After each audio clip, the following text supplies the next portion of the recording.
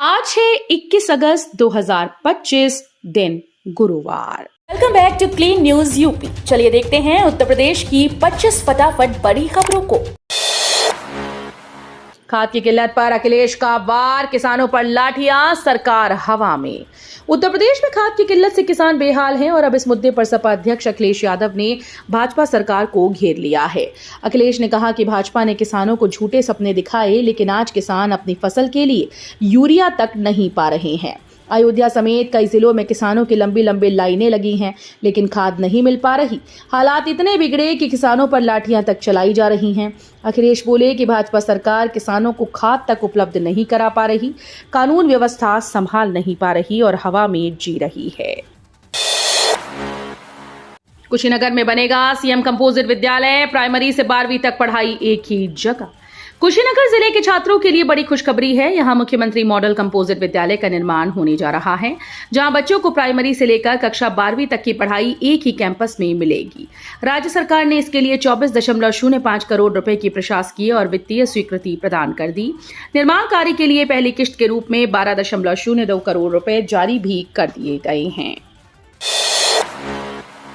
गोरखपुर में शुरू हुई नई सुविधा, चैटबॉट से घर बैठे होगा चालान का ऑनलाइन भुगतान। गोरखपुर में वाहन स्वामियों के लिए परिवहन विभाग ने बड़ी सुविधा शुरू कर दी है। अब घर बैठे चालान का ऑनलाइन भुगतान किया जा सकेगा।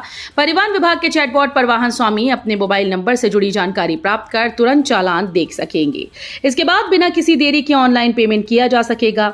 इस व्यवस्था से लोगों को अतिरिक्त पेनाल्टी से राहत मिलेगी और समय भी बचेगा। मथुरा को मिली बड़ी सौगात, गडकरी ने 7 फ्लाईओवर, अंडरपास और आरओबी चौड़ीकरण को दी मंजूरी। मथुरा वासियों को ट्रैफिक जाम से जल्द ही राहत मिलने वाली है। आगरा दिल्ली हाईवे पर 7 रेलवे ओवरब्रिज का चौड़ीकरण और नए फ्लाईओवर व अंडरपास के निर्माण को मंजूरी मिल गई है। सांसद हेमा मालिनी के प्रस्ताव पर केंद्रीय सड़क परिवहन मंत्री नितिन गडकरी ने मुहर लगा दी। इन परियोजनाओं के पूरा होने से हाईवे पर जाम की समस्या काफी हद तक खत्म हो जाएगी। गंगा पर दौड़ेगा गंगोत्री क्रूज, काशी से चुनार और गाजीपुर तक पर्यटकों को कराएगा सैर। काशी में गंगा की लहरों पर अब गंगोत्री क्रूज सैलानियों को चुनार और गाजीपुर की सैर कराएगा। कोलकाता के बोस शिपयार्ड में बना ये 4 मंजिला स्वदेशी जलयान मेक इन इंडिया की भावना को साकार करता है। गंगोत्री क्रूज में 50 से अधिक पर्यटक एक साथ यात्रा कर सकेंगे। ये क्रूज सांस्कृतिक पर्यटन को बढ़ावा देने के साथ अतिथि देवो भव की परंपरा को भी मजबूत करेगा। खाद उपलब्धता पर सख्त हुई योगी सरकार, जमाखोरों पर कार्रवाई तेज। उत्तर प्रदेश में खाद की उपलब्धता को लेकर योगी सरकार ने सख्त रुख अपनाया है। मुख्यमंत्री योगी आदित्यनाथ ने किसानों से अपील की है कि वे जरूरत के अनुसार ही खाद लें और अनावश्यक भंडारण से बचें। उन्होंने अधिकारियों को नियमित निरीक्षण और किसानों से संवाद करने के निर्देश दिए हैं। मुख्यमंत्री ने कालाबाजारी और ओवर रेटिंग करने वालों को कड़ी चेतावनी दी। कानपुर को मिलेगी बड़ी सौगात, विश्वकर्मा पूजा के बाद शुरू होगा गंगा पुल और जरीब चौकी आरओबी का निर्माण। कानपुर वासियों के लिए खुशखबरी है। अगले महीने विश्वकर्मा पूजा के बाद गंगा पुल और जरीब चौकी रेलवे ओवरब्रिज का निर्माण शुरू हो जाएगा। सेतु निगम ने निर्माण कंपनीज का चयन कर रिपोर्ट शासन को भेज दी है। शासन की मंजूरी मिलते ही ठेकेदारों को कार्यादेश जारी कर दिया जाएगा। तय समय पर काम शुरू हुआ तो 2.5 साल में दोनों पुल यात्रियों के लिए तैयार हो जाएंगे।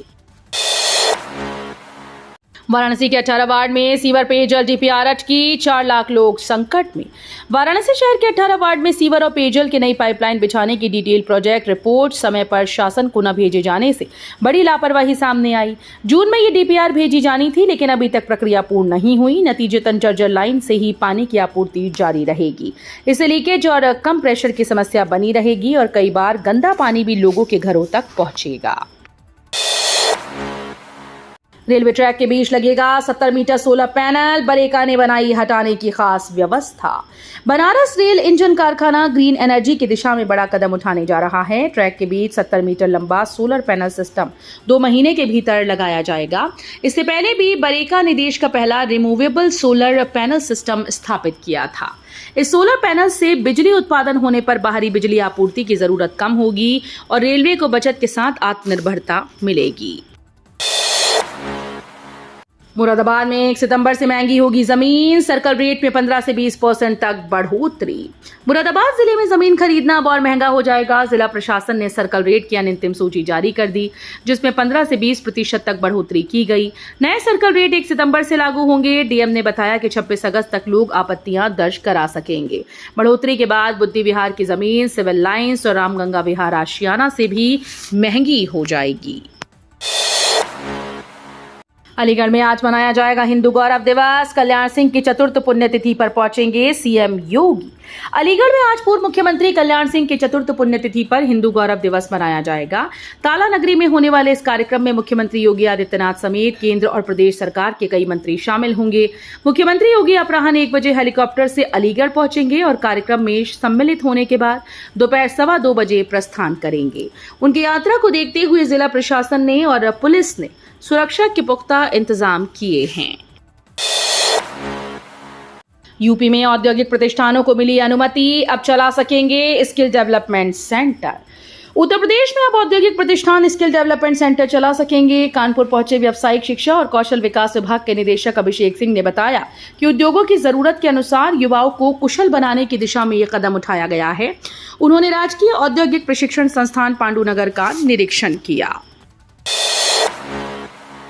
वाराणसी टेंट सिटी मामला। वाराणसी में गंगा किनारे बसाई गई टेंट सिटी से जुड़ा जुर्माना अब तक जमा नहीं हो सका।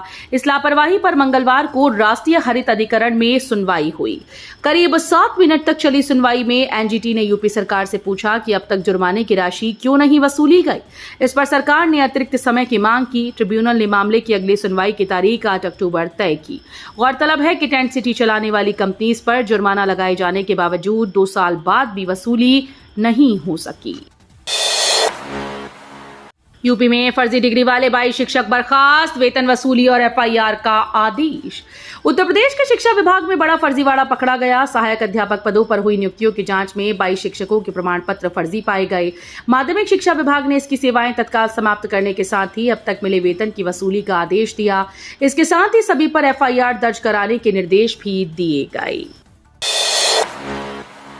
कानपुर में शिक्षकों का प्रदर्शन, लंबित समस्याओं को लेकर डीआईओएस कार्यालय में धरना। कानपुर में माध्यमिक विद्यालयों के शिक्षकों ने लंबित समस्याओं के समाधान न होने पर जोरदार प्रदर्शन किया। उत्तर प्रदेश माध्यमिक शिक्षक संघ के आह्वान पर बुधवार को शिक्षकों ने जिला विद्यालय निरीक्षक कार्यालय चुन्नीगंज में धरना दिया।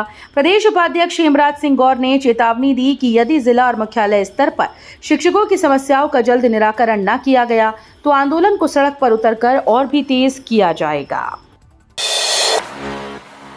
खाद्य उपलब्धता पर कृषि मंत्री का आश्वासन, बोले जमाखोरों पर कड़ी कार्रवाई जारी। यूपी में खाद्य की उपलब्धता को लेकर फैली अफवाहों के बीच कृषि मंत्री सूर्य प्रताप शाही ने साफ किया कि प्रदेश में खाद की कोई किल्लत नहीं है। उन्होंने आंकड़े पेश करते हुए बताया कि किसानों को पर्याप्त मात्रा में खाद उपलब्ध कराई जा रही है।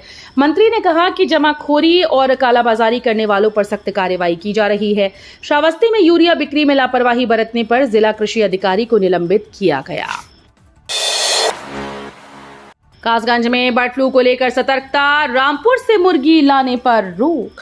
कासगंज जिले में बर्ड फ्लू को लेकर सतर्कता बढ़ा दी गई। रामपुर जिले से मुर्गी और चूजे लाने पर पूरी तरह से रोक लगा दी गई।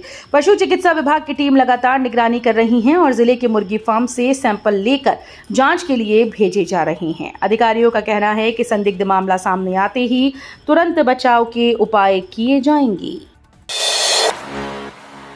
टेंट सिटी मामला, कंपनी से जुर्माना नहीं वसूल पाई यूपी सरकार, एनजीटी से मांगा समय। वाराणसी टेंट सिटी मामले में यूपी सरकार अब तक अहमदाबाद की दोनों कंपनी से जुर्माने की राशि वसूल नहीं कर सकी। इस पर मंगलवार को राष्ट्रीय हरित अधिकरण में सुनवाई हुई।